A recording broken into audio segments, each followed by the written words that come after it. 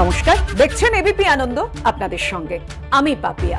শুরু করছে আনন্দ সকাল, আর আনন্দ সকালে পাপিয়ার সঙ্গে রয়েছে আমি সুকর্ণা। সুকর্ণা, দেখো বিশেষ দিন আজ, রথযাত্রা। আর আমরা যদি এটাকে বলি, আজকে আমরা রথচর্চা করব, আলোচনা করব রথযাত্রা নিয়ে, আরো বিশেষ করে জানবো। কারণ রথযাত্রা এমন একটা উৎসব যেখানে ধর্ম বর্ণ নির্বিশেষে সকলে মিলে যায়, মিলন উৎসব, রথের রশিতে টান দেওয়া, তার সঙ্গে অনেক গল্প, অনেক কাহিনী, অনেক ইতিহাস পাপিয়া। একেবারে পরতে পরতে ইতিহাস জড়িয়ে রয়েছে এবং সেই সঙ্গে ঐতিহ্য। পুরীর রথযাত্রার ছবি যেমন আমরা তুলে ধরবো দর্শকদের সামনে, তেমনি মাহেশের রথযাত্রার ছবিও দেখাবো। শোভাযাত্রা করে বলরাম, সুভদ্রা ও জগন্নাথ দেবের বিগ্রহকে আনা হচ্ছে মন্দিরের বাইরে, আনা হয়েছে, আপনারা দেখতেও পাচ্ছেন। বলরাম উঠেছেন তালধ্বজে, বলরামের যে রথ তালধ্বজ, সেই রথে উঠেছেন বলরাম। তারপর অনুষ্ঠিত হবে ছেঁড়া পহরা। পাহুন্ডি শুরু হয়ে যায় আগে, তারপর ছেঁড়া পহরা, মানে একেবারে রথের সামনে ঝাড় দেওয়ার যে অনুষ্ঠান, সেটাকে বলা হয় ছেঁড়া পহরা। এবার এই পুরীর রাজা যিনি এই ঝাড় দিয়ে থাকেন, সেটার কি বৈশিষ্ট্য, কি ইতিহাস রয়েছে সুকর্ণা, সেটাও আমরা জানবো। আর সব থেকে বড় ব্যাপার দেখো যে এখানে ঈশ্বর, তিনি নেমে আসছেন কোথায়? ভক্ত অভক্ত সবার সঙ্গে দেখা করতে একেবারে চলে আসছে। এটাই বুঝি রথযাত্রার বৈশিষ্ট্য। একদম। আমরা সরাসরি এই মুহূর্তে চলে যাব অর্ণবের কাছে। আমাদের সঙ্গে রয়েছেন আমাদের প্রতিনিধি সরাসরি পুরী থেকে। আমরা অনেক কথা বলছিলাম অর্ণব, পুরীর এই রথযাত্রার একটা বিশেষ অর্থ রয়েছে এবং এই রথযাত্রায় সারা বিশ্ব থেকে মানুষজন আসেন, যতই ভিড় হোক যাই হোক। আর ওই পহণ্ডি শুরুর আগে বা পরে মন্দিরের দিকে তাকিয়ে কেমন যেন একটা অনুভূতি হয়, যে অনুভূতি মিলেমিশে একাকার হয়ে যায়। সেই সঙ্গে এই মুহূর্তের ছবি, এই মুহূর্তের উৎসব দেখাও।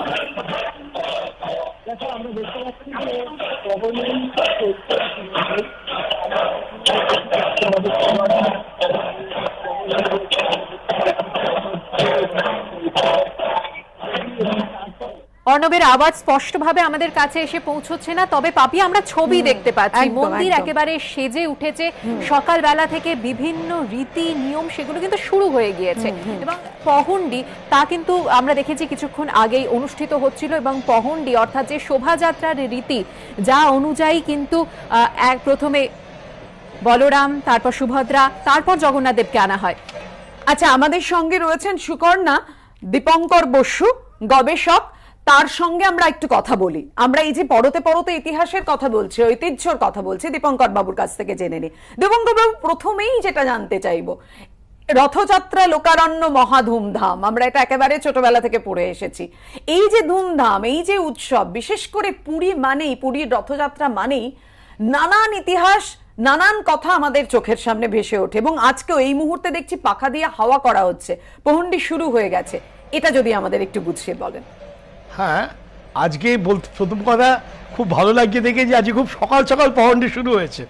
অনেক সময় এই পহণ্ডি শুরু করতে বেলা হয়ে যায়, তার ফলে জগন্নাথ বেচারা মাসির বাড়ি দিনের বেলা পৌঁছতে পারেন না, তাকে রাস্তার মধ্যে তাকে আটকে পড়তে হয়। মানে সূর্য যদি ডুবে যায় তাহলে আর যেখানে রথ সেখানে দাঁড়িয়ে থাকতে হবে। তো পহণ্ডি যেহেতু সকাল সকাল শুরু হয়েছে, কাজে আজকে আশা করা যায় জগন্নাথ, বলরাম, সুভদ্রা নির্দিষ্ট সময় তারা পৌঁছে যাবেন। তো পহণ্ডির একটা বিরাট বৈশিষ্ট্য হচ্ছে, জগন্নাথ দেবকে যারা সিংহাসন থেকে যারা আর কি এই ওপরে নিয়ে যাচ্ছে, রথে চড়াচ্ছে, তারা হচ্ছে শবর। তো এই যে শবর, এটা একটা উপজাতি। এবং বলা হয় যে অরিজিনালি জগন্নাথ ছিলেন শবরদেরই দেবতা, তিনি নীলমাধব রূপে পূজা পেতেন। পরবর্তীকালে রাজা ইন্দ্রদুম্ন তিনি তার পুরোহিত বিশ্ববসুকে পাঠিয়ে নীলমাধবের সন্ধান করার চেষ্টা করেন এবং বিশ্ববসু বলতে হবে একটু বিশ্বাসঘাতকতাই করেছিলেন। শবর রাজার মেয়েকে বিয়ে করে, শবর রাজার মেয়ের সাথে বিশ্ববসু বিবাহিত ছিলেন। তিনি ব্রাহ্মণ ছিলেন, রাজপুরোহিত ছিলেন, বাড়িতে ব্রাহ্মণ স্ত্রী ছিল। তিনি কিন্তু একটু ব্যাখ্যা করবেন, এই যে পুরীর ছবি আমরা দেখছি এই মুহূর্তে, বলরামকে ওঠানো হয়ে গেছে রথে এবং তারপর এখন কি পর্ব চলছে? এই যে তারা যে নিয়ে যাচ্ছেন, তাকে যে তোলা হচ্ছে, এটা কিন্তু ব্রাহ্মণরা তুলছেন না। এটা যারা তুলছেন তারা হচ্ছেন অন্তর্জাতি শবর, যাদের কথা আমি বলছিলাম। যে যে যে রাজা ইন্দ্রদুম্ন তিনি তার পুরোহিত বিদ্যাপতিকে পাঠালেন। বিদ্যাপতি সবর রাজার মেয়ের সাথে প্রেম করে তাকে বিয়ে করলেন, এবং যখন উনি জামাই হলেন তখন উনি নীলমাধবকে দেখতে চাইলেন। এবার তো উনি পরিবারের অন্তর্গত হয়েছেন। তো রাজা বললেন ঠিক আছে নিয়েই যাব, কিন্তু চোখ বেঁধে নিয়েই যাব, তুমি দেখতে পাবে না তুমি কোথায় যাচ্ছ। তো বিশ্বপতি কি করলেন, হাতে কিছুটা মুঠো করে সর্ষে নিলেন এবং যেতে যেতে সর্ষে ছড়াতে ছড়াতে ছড়াতে ছড়াতে গেলেন। এবং তারপরে যখন ওই সর্ষে গাছ যখন হলো, উনি এবার বুঝে গেলেন যে এবার ওখানে যাওয়া যাবে।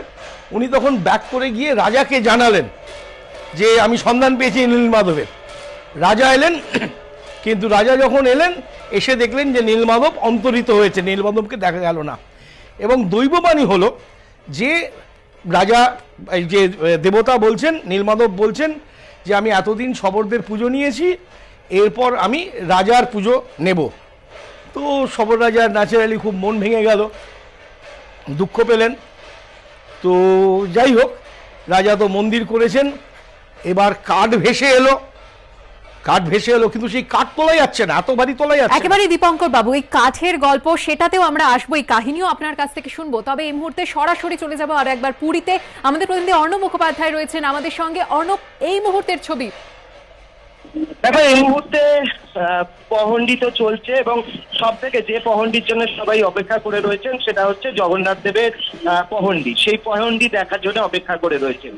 তোমাকে বলে রাখি যে শ্রীমন্দির থেকে, অর্থাৎ জগন্নাথ যে মন্দির রয়েছে সেই মন্দির থেকে জগন্নাথকে যে সিংহদুয়ার রয়েছে সেই অবধিকে নিয়ে আসা হয়, 22টা সিঁড়ি পার করে নিয়ে আসা হয়, সেটাকে বৈশী পৌঁছা বলে। এবং অনেকে বলেন যে এই 22টা সিঁড়ি হচ্ছে বিভিন্ন ধরন রয়েছে, অর্থাৎ যেরকম ভাবে ক্ষিতি, অফ, তেজ, মরুত, বোম, এরকম 5টা ধাপ রয়েছে, এছাড়া আরো 5টা ধাপ রয়েছে। এরকম করে বিভিন্ন ধাপ পেরিয়ে আসতে হয়। মানুষের বিভিন্ন ধরনের পাপস্খলনের এক একটা ধাপ হচ্ছে এগুলো, এরকমও বলা হয়। এবং সেই সমস্ত, অর্থাৎ মানুষ পাপস্খলন হয়ে যায় এই ধাপগুলো পেরিয়ে জগন্নাথের কাছে পৌঁছলে, এবং সেই ধাপগুলো পেরিয়ে জগন্নাথকে নিয়ে আসা হচ্ছে একদম তোমার এই যে রথেতে নিয়ে আসা হচ্ছে, একে বলা হয় বৈশী পৌঁছা। এই 22টা সিঁড়ি পেরিয়ে যে নিয়ে আসা তাকে বৈশী পৌঁছা বলে, এবং এই যে রথে তোলার যে শোভাযাত্রা তাকে পহন্ডি বলে। তোমাকে একটা জিনিস বলে রাখি যে এই যে জগন্নাথের রথযাত্রা কেন হয়, যেরকম ভাবে আমাদের সঙ্গে কথা হচ্ছিল রাজা গজপতি দিব্যসিংহদেবের, তিনি যেটা জানাচ্ছেন যে আসলে তার ভক্ত জগন্নাথ, বলরাম এবং সুভদ্রা, তাদের ভক্ত দেশে বিদেশে সব জায়গাতে রয়েছে। তারা তো দর্শন করতে পারেন না, সব ভক্তদের এই মন্দিরের মধ্যে প্রাঙ্গণে গিয়ে দর্শনের অধিকার নেই, এবং সেই কারণে কিন্তু বিগ্রহ বা জগন্নাথ, বলরাম, সুভদ্রা তারা রাস্তায় নেমে আসেন সব ভক্তকে দর্শন দেওয়ার জন্য।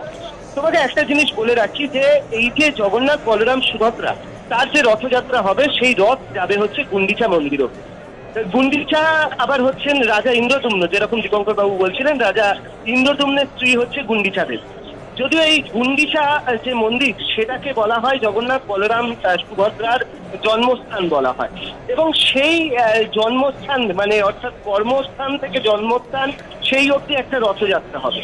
এবং যে রাজা ইন্দ্রদুম্নের কথা আমরা শুনছিলাম, সেই রাজা ইন্দ্রদুম্ন তিনি কিন্তু একটা অসম্ভব বর চেয়েছিলেন জগন্নাথ দেবের কাছে। যে ইন্দ্রদুম্ন নীলমাধবকে পাওয়ার বাসনা করেছিলেন, সেই ইন্দ্রদুম্ন যখন নীলমাধবকে জগন্নাথ, বলরাম, সুভদ্রা রূপে পেলেন এবং জগন্নাথের সাথে যখন দর্শন দিলেন, তখন মানুষ কি চায়, আমরা সাধারণ ভাবনা চিন্তায় মানুষের থেকে চাইতে পারি যে বিভিন্ন জিনিস মানুষ চাইতে পারেন, কিন্তু রাজা ইন্দ্রদুম্ন তিনি এত বড় ভক্ত ছিলেন যে তিনি জগন্নাথ দেবের কাছে প্রার্থনা করলেন, নির্বংশ হওয়ার প্রার্থনা করলেন। একটা অদ্ভুত জায়গা যে সেখানে রাজা ইন্দ্রদুম্ন তিনি জগন্নাথ দেবের কাছে নির্বংশ হওয়ার প্রার্থনা করলেন।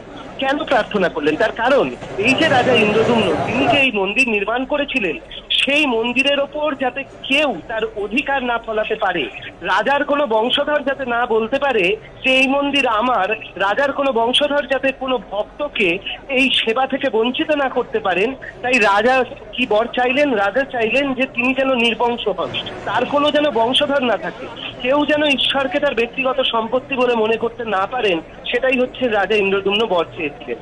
তো স্বাভাবিকভাবে এই যে মানুষের কাছে আসা দেবতাদের এবং তার সঙ্গে সঙ্গে রাজার এই যে চাওয়া, এই অদ্ভুত চাওয়া, এই সমস্ত মিলিয়ে মিশিয়ে রয়েছে এখানে। এবং আমরা জানি যে রাজা ইন্দ্রদুম্ন তখন তিনি হচ্ছেন অবন্তীনগর। অবন্তীনগর হচ্ছে মালব্যের রাজধানী, সেখানকার রাজা ছিলেন ইন্দ্রদুম্ন। একেবারে আবারও আসবো তোমার কাছে অর্ণব, আবারও এই কাহিনী শুনবো। একেবারে পরতে পরতে রথযাত্রার কিন্তু জড়িয়ে রয়েছে অনেক কাহিনী, অনেক ইতিহাস। ধন্যবাদ তোমাকে।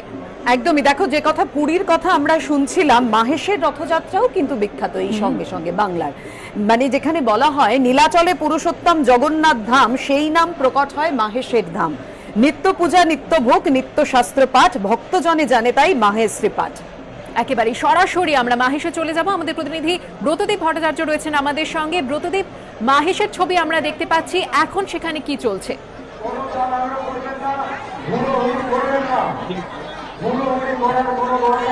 দেখো, কিছুক্ষণ আগেই কিন্তু জগন্নাথ দেবকে ভোগ নিবেদন করা হয় এবং তারপরে যে রত্নবেদী রয়েছে অর্থাৎ মন্দিরের ভিতরে যেখানে তিনি অধিষ্ঠিত থাকেন সেখান থেকে তাকে নিয়ে আসা হয় চাতালে। এবং সেখানে অসংখ্য ভক্ত, তারা কিন্তু সকাল থেকে এখানে ভিড় জমিয়েছিলেন। অসংখ্য ভক্তরা সকাল থেকে এখানে ভিড় জমিয়েছিলেন। এই মুহূর্তে সেই ভক্তদের পুজো গ্রহণ করছেন জগন্নাথ দেব।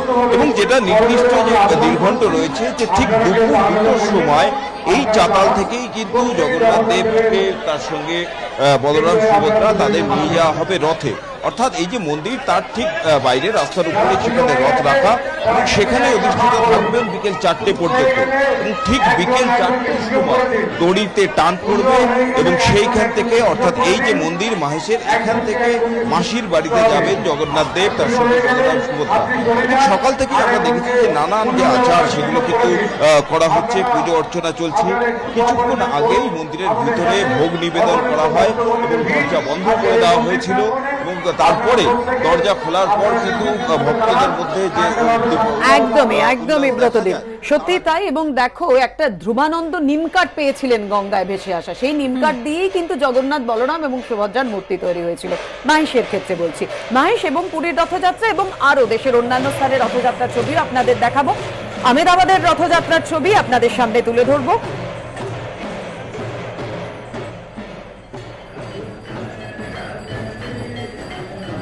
কেন্দ্রীয় স্বরাষ্ট্রমন্ত্রী অমিত শাহ মঙ্গলারতি করেছিলেন আজ সকালবেলা। জগন্নাথ দেবের সেই ছবি এই মুহূর্তে আপনারা দেখতে পাচ্ছেন। আজকের দিনটিকে একটি শুভ দিন বলা হয়, যা করা যায় তাতেই পুণ্যার্জন হয়, বিশেষ করে রথের রশিতে টান দিলে। একেবারে পুরীর রথযাত্রা, দেখো যে কথা আমরা বারবার বলছি, যে উৎসব, যে ইতিহাসের কথা বলছি, সেই রথযাত্রার মাহাত্ম্য নিয়ে পুরীর রাজা গজপতি দিব্যসিংহদেব তিনি কি বলেছেন এই মাহাত্ম্য প্রসঙ্গে দেখুন। जब से जगन्नाथ महाप्रभु का यहाँ पे आविर्भाव हुआ है, यानी ये चतुर्धा विग्रह के रूप में, तब से ये सेवा शुरू हुआ है। और ये परंपरा शुरुआत हुआ है महाराजा इंद्रदुम्न के द्वारा, जो उस वक़्त सर्वोच्च सम्राट थे। उनका राजधानी उड़ीसा नहीं था, मालवा था, और मालवा में अवंती नगरी उनका राजधानी था। वो पुरुषोत्तम क्षेत्र यानी जगन्नाथपुरी आके उनके प्रार्थना, तपस्या, भक्ति से इस रूप में जगन्नाथ, बलभद्र, सुभद्रा और सुदर्शन दारू रूप में प्रकट हुए उनके समय में। ক্যামেরায় জয়ন্ত বেহুরার সঙ্গে অর্ণব মুখোপাধ্যায়, এবিপি আনন্দ, পুরী। আমরা আবারও রথচর্চায় আসবো, আলোচনায় আসবো। দীপঙ্কর বাবু, আমরা দেখছিলাম ছবিতে যে বিভিন্ন যে রথ, 3টি রথের কিন্তু 3টে আলাদা রং, 3টে আলাদা ধ্বজা, এর কি কোনো তাৎপর্য রয়েছে? এবং আমি আরেকটা প্রশ্ন যোগ করব, মানে এই রথের রঙের সঙ্গে কিন্তু আমরা খুব পরিচিত, সবুজ, মেরুন, লাল, হলুদ। হ্যাঁ, এই যে 3টি রথ, দেখুন তাৎপর্য যদি বলেন এক একজন এক একভাবে ব্যাখ্যা করবেন।